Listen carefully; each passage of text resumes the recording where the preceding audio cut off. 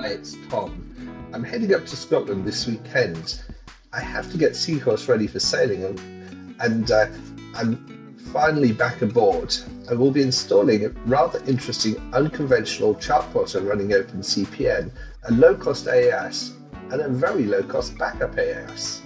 I will be working on finishing some of the open source marine projects I started last year and making videos of everything, including our sailing the west coast of Scotland, then heading south to Ireland, Wales, the Scilly Isles off the tip of England, then to western France, northern Spain, Portugal, and ending up in the south of Spain.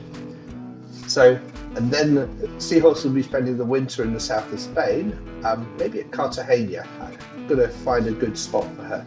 Next year, I'll be heading to Greece and Turkey. Let me know if you're en route and would like to go for a day sail and see us. I hope you enjoy the videos and leave lots of comments and likes. Thanks everyone, and I'm finally back to making interesting videos.